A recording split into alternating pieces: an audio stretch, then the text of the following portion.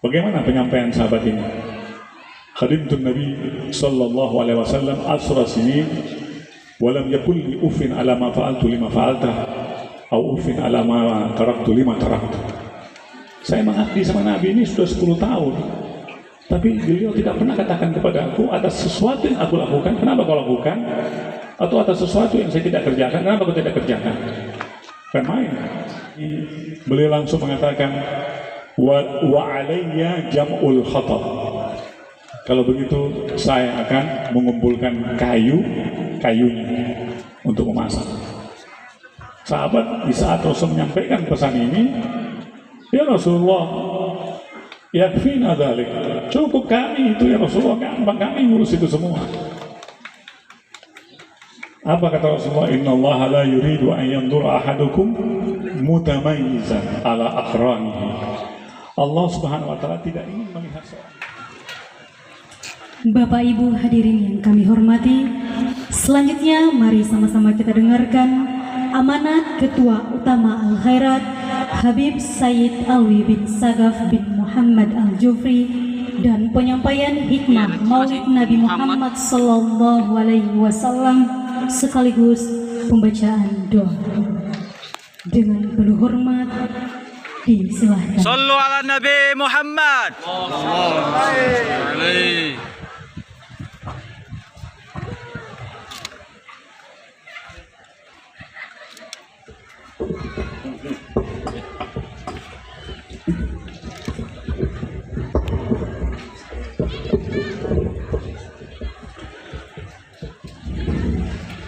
Bismillahirrahmanirrahim.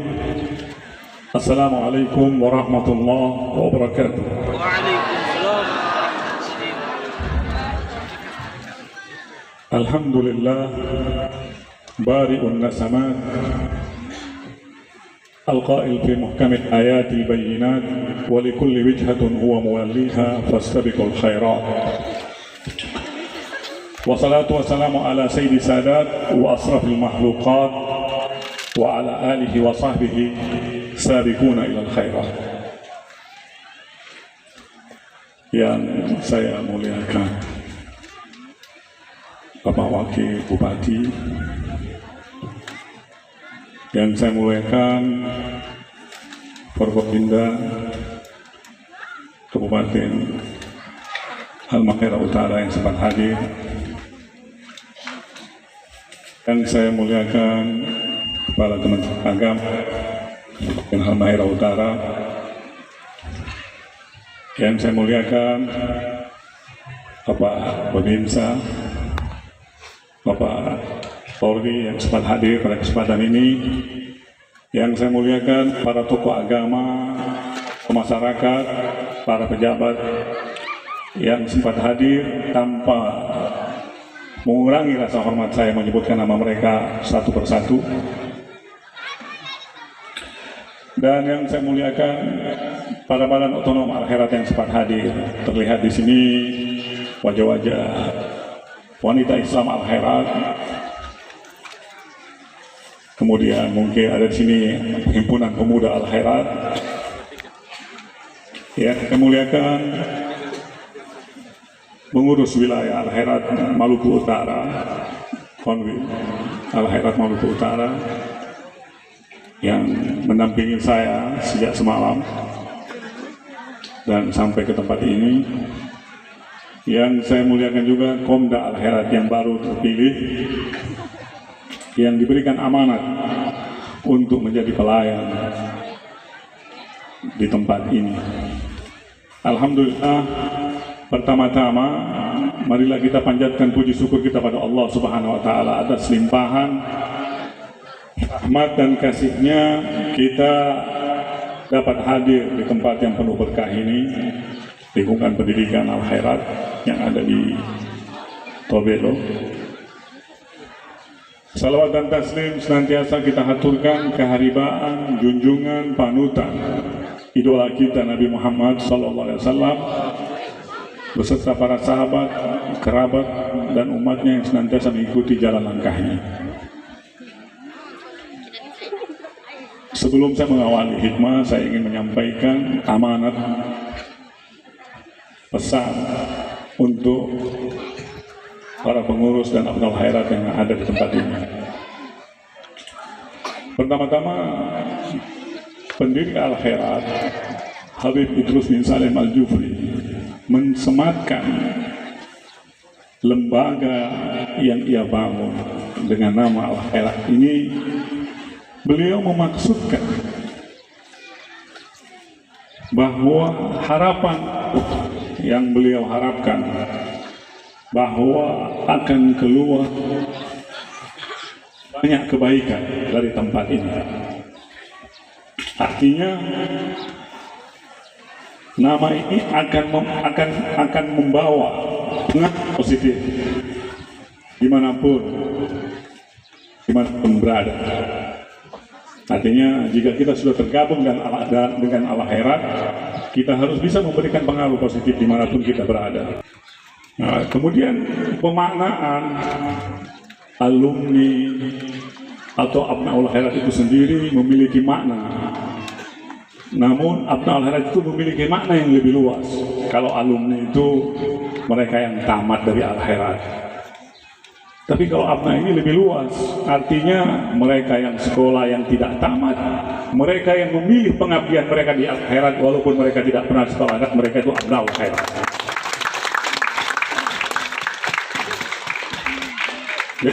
Al-Khairat ini sudah menjadi organisasi terbuka. Karena kita ingin menerima orang-orang yang mau bergabung, memberi pengaruh positif, perubahan dimanapun mereka, dari manapun mereka datang. Kita tidak lagi melihat siapa mereka. Kalau mau jalan dengan kita, sama kita punya faplong, sama kita punya niatan, sama kita punya maksud dan tujuan, ya kita bergabung. Tapi kalau di luar itu, ya kita lain. Kita terbuka, Al-Khairat terbuka. Jadi banyak orang yang dari Muhammadiyah masuk di Al-Khairat, setelah itu berubah jadi Al-Khairat, itu tidak ada masalah. Pilihannya sendiri. Ini yang pertama. Kemudian tadi pengurus yang sudah memilih dengan hatinya sendiri, melibatkan diri dalam kepengurusan Al-Khairat di tingkat komisaris daerah Halmahera Utara.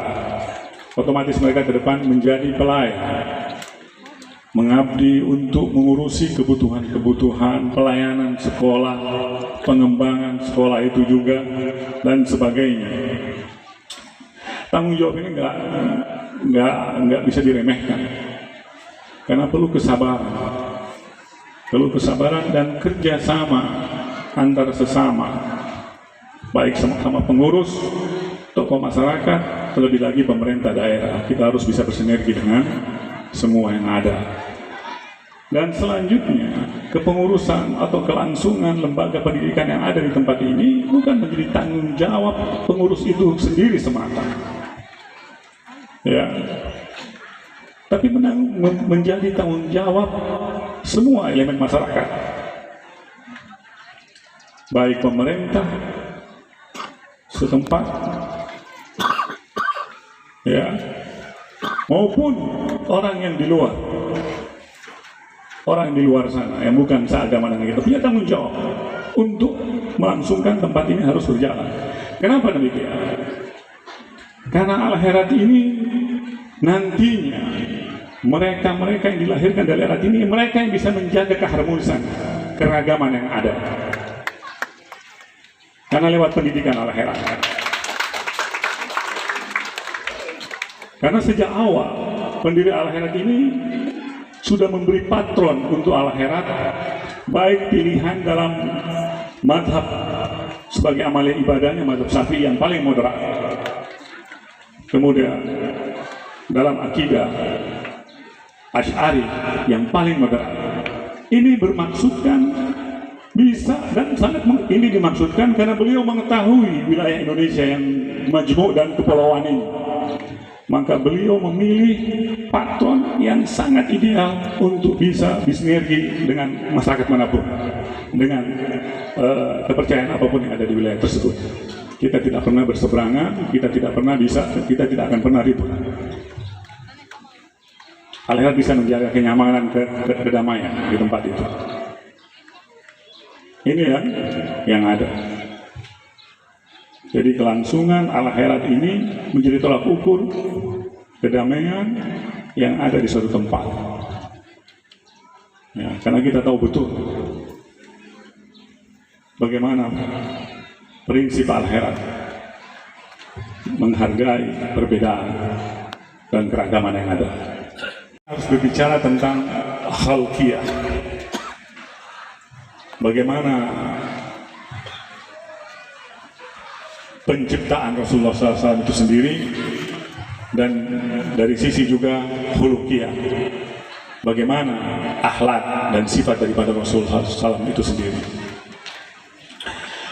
Jika kita berbicara dari sisi khalqiyah, bagaimana penciptaan Rasulullah SAW itu sendiri, pertama-tama marilah kita meyakini, harus menjadi keyakinan kita bersama bahwa sesungguhnya Allah tidak pernah menciptakan makhluk yang sempurna, kesempurnaannya itu melebihi daripada Rasulullah SAW itu sendiri. Kenapa demikian? Ya. Dan apa alasannya? Pertama, Rasul SAW ini sebagai penutup para nabi-nabi. Ya. Kemudian kalau kita mendengarkan para sahabat-sahabat, mereka yang langsung bertemu dengan Nabi SAW, melihat secara langsung apa dan bagaimana sosok Nabi dalam kacamata mereka melihat, memandang. Kalau kita mungkin hanya membaca,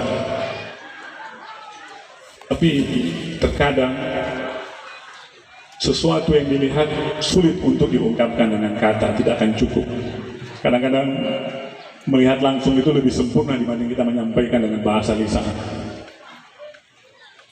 Namun kita mencoba mendengarkan beberapa penyampaian daripada sahabat Nabi terkait bagaimana sosok Nabi. Mereka mengambil waktu untuk mengumpulkan keringat yang mengalir di tubuh Rasulullah SAW, sehingga atas perbuatan tersebut membuat satu ketika Nabi terjaga, kaget dan bertanya, apa yang kalian lakukan?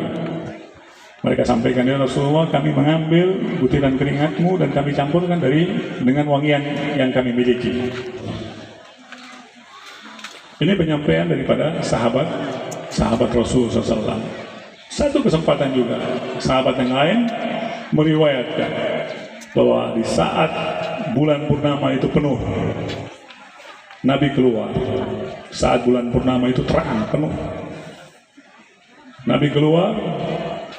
Kemudian sahabat tersebut melihat kepada bulan purnama, kemudian melihat kepada wajah Rasul, sinar wajah Rasul. Kembali mengulangi hal tersebut hampir 3 kali, sehingga pada akhirnya sahabat tersebut mengatakan, wallahi la wajhun nabi ahsana minal qamar. Demi Allah, sungguhnya wajah kami Nabi itu lebih indah daripada bulan purnama. Kemudian kita mungkin pasti mengingat semua cerita Nabi Allah Yusuf. Ya, Nabi Allah Yusuf yang membuat wanita-wanita Imra'atu Aziz tergoda sampai mereka memotong tangannya tidak terasa. Bagaimana kita bisa mempertemukan antara ayat ini dengan riwayat-riwayat itu sendiri?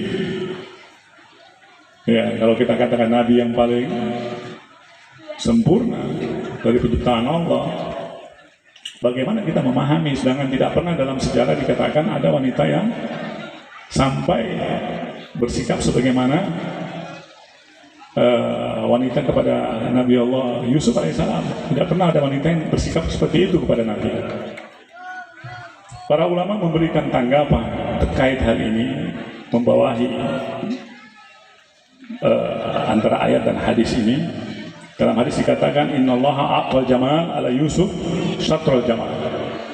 Nah, Allah memberikan keindahan rupa pada Nabi Allah Yusuf itu setengah, dan memberikan kepada Rasulullah SAW itu semuanya. Nah, meluruskan pemahaman seperti ini artinya keindahan rupa yang diberikan keindahan rupa yang diberikan Allah kepada Nabi Yusuf alaihissalam tidak disertai dengan haibah jalaliyah, karisma kebesaran Allah. Cuma diberikan keindahan rupa. Artinya keindahan rupa lebih mendominasi yang ada di fisiknya Nabi Allah Yusuf alaihissalam. Lain halnya dengan Rasulullah SAW. Karisma kebesaran Allah lebih mendominasi daripada keindahan rupanya. Allah berikan keindahan rupa tapi lebih mendominasi karisma kebesaran Allah. Ini yang membuat di dalam hadis dikatakan perjalanan 1 bulan musuhnya sudah ketakutan. Karismanya besar. Ini memberikan penerusan atau titik temu antara ayat dan hadis yang saya sampaikan tadi. Selanjutnya berbicara tentang Nabi Rasulullah SAW, kita bicara tentang khuluqiyah, akhlaknya. Patut kita menjadi keimanan kita bersama bahwa sungguhnya Rasulullah SAW manusia yang paling sempurna akhlaknya. Oleh karenanya sebelum ataupun pujian-pujian kita kepada Rasulullah SAW tidak akan pernah bermakna. Pujian kita kepada Rasulullah tidak pernah bermakna karena lahir dari manusia yang tidak sempurna. Oleh karenanya Allah langsung memuji Rasulullah SAW dalam firman yang disampaikan, wa innaka la'ala khuluqin 'adzim. Sungguhnya engkau Muhammad memiliki akhlak budi pekerti yang sangat tinggi. Ya, sebelum kita memuji, Allah sudah memuji terlebih dahulu. Karena pujian itu tidak bermakna kalau lahir atau datang dari sesuatu yang kurang, sesuatu yang tidak pantas. Ya, sama dengan halnya seseorang dipuji oleh anak, ya dasar, tidak bermakna pujian itu. Oh, langsung dari atas sana memuji Rasulullah SAW. Kita ingin ketahui penyampaian sahabat terkait dengan bagaimana akhlak Rasulullah SAW itu sendiri. Ada seorang sahabat beliau yang saya sebutkan tadi, Anas bin Malik. Beliau ini mengabdi sama Rasulullah SAW kurang lebih 10 tahun. Kita ikut 10 tahun ini bukan masa yang cukup sedikit, masa yang cukup lama. Bagaimana penyampaian sahabat ini? Khadimtun Nabi sallallahu alaihi wasallam asra sinin wa lam yakul li ufin ala ma fa'altu lima fa'alta au ufin ala ma taraktu lima taraktu. Saya mengabdi sama Nabi ini sudah 10 tahun. Tapi beliau tidak pernah katakan kepada aku atas sesuatu yang aku lakukan, kenapa kau lakukan? Atau atas sesuatu yang saya tidak kerjakan, kenapa kau tidak kerjakan? Bukan main. Dari hal sekecil ini beliau tidak pernah menyampaikan teguran. Ya. Beliau menjaga dan sahabat itu sendiri mengetahui tugasnya. Nah. Kemudian akhlak beliau atau sifat beliau yang lain, sifat kesederhanaan. Dalam satu kesempatan beliau bersama dengan 3 sahabat beliau berjalan. Dalam perjalanan beliau ingin memakan kambing. Ya, mereka bersama ingin memakan kambing. Salah seorang dari sahabat Rasul menyampaikan, alayya dzabhuha. Kalau begitu saya akan menyembelih. Sahabat yang satu lagi angkat tangan, wa alayya salquha. Kalau begitu saya yang akan menguliti kambingnya. Kemudian yang sahabat satu lagi mengatakan, wa alayya tabhuha. Kalau begitu saya yang akan memasaknya. Sampai di sini sahabat-sahabat beliau telah mengambil peran masing-masing. Apakah Rasulullah SAW berdiam diri? Dan kalau saja beliau berdiam diri, sahabat semua merelakan dan berharap seperti itu. Namun panutan kita, idola kita ini, beliau langsung mengatakan, wa alayya jam'ul khatab. Kalau begitu saya akan mengumpulkan kayunya untuk memasak. Sahabat di saat Rasul menyampaikan pesan ini, ya Rasulullah, yakfina dzalik, cukup kami itu ya Rasulullah, gampang kami ngurus itu semua. Apa kata Rasulullah? Innallaha la yuridu an yanzura ahadukum mutamayyizan ala aqranihi. Allah Subhanahu wa taala tidak ingin melihat seorang di antara kalian diperlakukan terlalu istimewa. Inilah hidup tawadhu, kesederhanaan yang dia miliki. Selanjutnya keadilan, adil. Kita ketahui ada satu peristiwa di Madinah. Ada satu wanita Mahzumiyah dari suku Mahzum, Bani Mahzum. Ini suku terhormat, melakukan pencurian pada zaman itu, dan hukuman saat itu caranya ini suku besar. Kita cari jalan untuk mendapat syafaat. Ya, mereka sepakati bahwa tidak ada orang yang terdekat di sisi Rasulullah melebihi dekatnya pada Usama bin Zaid. Disampaikanlah utarakan maksud dan tujuan mereka, agar menyampaikan jalan kepada Rasulullah agar bisa dimaafkan ini. Begitu Usama menghadap kepada Rasulullah dan Rasulullah memahami maksud dan tujuannya, Rasulullah menyampaikan, demi Allah, ya, sungguhnya orang-orang yang binasa sebelum kalian itu, kalau yang mencuri orang-orang terhormat mereka tinggalkan. Kalau orang-orang yang lemah mereka dirikan hukuman. Wahai demi Allah, andai saja sekiranya, lau anna Fatimah binti Muhammadin sarakat, laqata'a Muhammadun yadaha. Demi Allah, andai saja Fatimah anaknya Muhammad itu mencuri, niscaya Muhammad sendiri akan memotong tangannya. Inilah sikap keadilan yang dimiliki Rasulullah SAW. Kemudian sifat pemaaf. Sifat pemaaf ini terlihat dalam satu kesempatan di sebuah peristiwa Bani Ghatafan. Rasulullah SAW pergi ke satu pohon, menggantungkan pedangnya.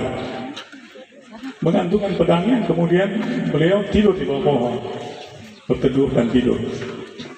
Ada seorang yang menyelinap, kemudian mengambil pedang tersebut, mengeluarkan dari tempatnya, kemudian menghunuskan kepada Rasulullah SAW sambil mengatakan, Man yamna'uka minni ya Muhammad, siapa yang dapat mencegahmu dariku? Spontan dikatakan Allah. Ucapan ini membuat dia gemetar, lepas pedangnya. Rasul ambil pedang, kemudian ada riwayat Rasulullah kembalikan seperti apa yang diperlakukan oleh orang tersebut. Jawabannya, siapa yang dapat mencegahmu dariku, wahai orang tersebut? Pemuda tersebut dibalikan. Dia bilang, belas kasihmu dan sifat maafmu. Namun dalam riwayat lain disampaikan, Rasulullah kembalikan pedang tersebut di tempatnya. Kemudian orang tersebut duduk di tempatnya, tidak bisa bergerak lagi. Datang sahabat, maka diceritakanlah perihal tersebut kepada sahabat. Rasulullah maafkan orang tersebut. Kemudian sifat lemah lembutnya. Sifat lemah lembut ini terlihat di banyak peristiwa. Salah satu di antaranya dalam sholat, ada seorang sahabat yang bernama Muawiyah ibnu Hakam As-Sulami. Muawiyah ibnu Hakam As-Sulami. Ini sahabat baru masuk Islam. Dalam sholat ada yang bersin. Sahabat ini mengucapkan Yarhamkumullah dalam sholat ini. dalam saat itu sahabat-sahabat yang lain melihat ucapan ini kan bukan bacaan sholat, bisa membatalkan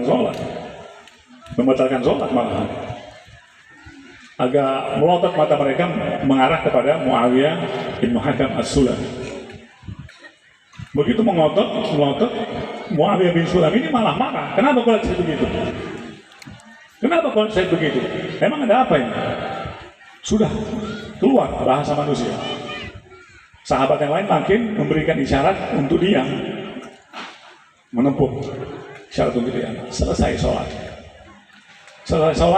Rasulullah langsung menyampaikan, Inna hadhihi sholat la tasluh min kalamil bashar. Penyampaian Rasulullah dengan begitu lembut. Ini sholat tidak dibolehkan, dibenarkan ada perkataan manusia. Innaha tasbih wa takbir wa qiraatul Qur'an. Hanya ada tasbih, takbir, dan bacaan Al-Quran. Karena sahabat ini baru masuk Islam. Apa kata sahabat ini setelah mendapat pengajaran dari Rasulullah SAW? Wallahi ma ra'aitu mu'alliman qablahu wala ba'dahu ahsana ta'liman minhu wa ma kaharani wallahi ma kaharani wa ma syatamani wa ma darabani. Demi Allah, saya belum pernah melihat seorang pengajar sebelum dan sesudahnya yang baik pengajarannya lebih daripada beliau. Demi Allah, beliau tidak menghardik aku, tidak membentak aku, tidak mencela aku, dan tidak memukul. Inilah idola kita Nabi Muhammad Sallallahu Alaihi Wasallam. Selanjutnya, kalau kita bicara Maulid Nabi Muhammad SAW, otomatis kita berbicara apa kewajiban kita sebagai umat Rasulullah SAW.